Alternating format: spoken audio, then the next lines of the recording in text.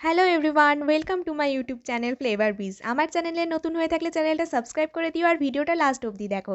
তো কাশ্মীরে আজকে আমাদের 4th দিন আর আমরা বের হই গুলমার্গের উদ্দেশ্যে। এটা কাশ্মীরে আমাদের সেকেন্ড ট্রিপ। আগে 2011-তে এসেছিলাম অক্টোবরের দিকে, তখন চারপাশে এত বরফ ছিল না। সেকেন্ড ফেজে যাওয়ার পরই বরফ পেয়েছিলাম, কিন্তু এবার তো সব জায়গাতেই এত বরফ পেয়েছি, এখানেও গাড়ি থেকে নামতে না নামতেই এত বরফ।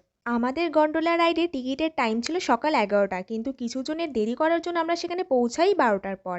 আর এতটা এক্সপেক্ট করিনি যে 2 ঘন্টা লাইনে দাঁড়াতে লাগবে। সত্যিই খুব বিরক্তিকরই লাগছিল। একে তো টাইম হিসেবে লেটে পৌঁছেছি আর তার মধ্যে এত বিশাল লাইন। আর টিকিট কিন্তু প্রায় 1 মাস আগে থেকে অনলাইনে বুক করতে হয় এখন। এটা তো হয়ে গেল বাইরের লাইন, তারপর ভিতরে ঢুকে আরও জিগজ্যাগ লাইন ছিল। তারপর প্রায় 2 ঘন্টা পরে লাইনে থাকার পর আমরা এতক্ষণে এন্ট্রি করি। তখন প্রায় দুপুর 2টার বেশি বাজে আর আমরা ফার্স্ট ফেজে যাওয়ার জন্য রোপওয়েতে উঠি। আমাদের সেকেন্ড ফেজেরও টিকিট কাটা ছিল। সন্ধ্যা 6টার মধ্যে সবাইকে নিচে ব্যাক করতে হয়, তাই একটু টেন্সডই ছিলাম যে কতক্ষণ থাকতে পারবো। ফাইনালি এত বরফ দেখতে দেখতে আমরা ওপরে উঠতে থাকি, ঘরগুলো পুরো বরফে ঢেকে গেছে। প্রায় 10-15 মিনিটে আমরা ফার্স্ট ফেজে পৌঁছে যাই। আর এখানে এত ভিড় ছিল, সবাই যেন মনে হয় চলে আসছে এবার বরফ দেখতে। তারপর আমরা ফার্স্ট ফেজে একটুকু দাঁড়াইনি, আবার লাইন দিই সেকেন্ড ফেজে যাওয়ার জন্য। এখানেও আমাদের প্রায় 1 ঘন্টা দাঁড়াতে হয় লাইনে। ওই যে দূরে পাহাড়ের একদম চূড়া দেখা যাচ্ছে, ওখানেই যাব এখন। এখানে তো চারপাশে শুধু সাদা আর সাদাই ছিল, বরফে ঢাকা। তারপর আমরা পৌঁছে যাই পাহাড়ের একদম ওপরে। এখানেও খুব কম একটা ভিড় ছিল না, তবে ঠিকঠাক বলা চলে। আমাদের বলা হয়েছিল ওপরে ওয়েদার খারাপ থাকতে পারে, তাই আমরা জ্যাকেট ভাড়া নিয়েছিলাম, কিন্তু সেরকম কিছুই ছিল না। ওয়েদার খুবই ভালো ছিল, -4 ডিগ্রির নিচে থাকলেও রোদ ভালোই ছিল। সকাল থেকে থাকতে থাকতে খিদে তো পেয়েই ছিল, তাই আমরা ম্যাগি নিয়ে নিই আর কাশ্মীরের ফেমাসটি কাশ্মীরি খাওয়া খাই। তবে দাম কিন্তু ওপরে 100 টাকা ছিল।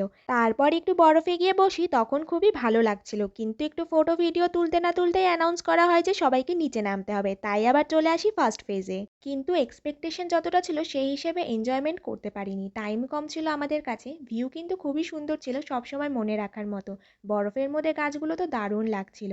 আর রোদটা একটু চলে গেছিলো, তাই নিচে একটু ঠান্ডা লাগছিল। খুব ইচ্ছা ছিল যে স্কেটিং করব, তাই দৌড়ে দৌড়ে যাচ্ছিলাম, কিন্তু 5 মিনিটও করতে পারিনি। 5 মিনিটে 700 টাকাটা একদমই এনাফ ছিল না। এমনিতে স্কেটিং করার আনলিমিটেড টাইম থাকে, কিন্তু তখন আর কি টাইম ছিল না আমাদের কাছে। আমি আর বোনও এদিকে রেডি হচ্ছিলাম, এই শুগুলো পরতে হয় স্কিবোর্ডে আটকানোর জন্য। প্রথমে তো আমি একটু ভয়ই পাচ্ছিলাম, তারপর বুনুকে দেখলাম ও তো ভালোই করছে, তাই আমিও ট্রাই করতে চাই, কিন্তু আমি তো বেশিরভাগ টাইমে পড়েই গেলাম। আর এই দিক থেকে বাবা তো বলেই যাচ্ছে যে তুই পারবি না, তোকে আর করতে হবে না, পড়েই যাচ্ছিস বারবার। তারপরে অ্যানাউন্স করা হয় যে সবাইকে এখন নিচে নামতে হবে, তাই আমরা আবার লাইনে দাঁড়াই। তবে যেমনই হোক, ভালো খারাপ মিলে এক্সপিরিয়েন্সটা অন্যরকম ছিল, মজা হয়েছে ভালোই। একদম নিচে আসার সময় আমাদের সাথে এটাও হয়ে যায়, বুঝতে পারলে কি, মিডিল থেকে রোপওয়ে থেমে থেমে যাচ্ছিল আর আমরা তারের ওপর ঝুলছিলাম। এরকম হয় মাঝে মাঝেই, এবারও এক্সপিরিয়েন্স করেই নিলাম। প্রায় সন্ধ্যা 7টার দিকে সানসেট হয় আর আমরা একটা পার্কের মধ্যে লাঞ্চ করি এই টাইমে, আর ঠান্ডায় পুরো হাত জমে যাচ্ছিল। সত্যি বলতে ঠান্ডায় আর থাকাই যাচ্ছিল না। আজকের দিনটা আমাদের এইভাবেই কাটে, সেটাই তোমাদের সাথে শেয়ার করলাম। ভিডিওটা ভালো লাগলে লাইক শেয়ার কমেন্ট আর চ্যানেলটা সাবস্ক্রাইব করে দিও। আর ইনস্টাতে পোস্টগুলো চেক করতে পারো। বাই।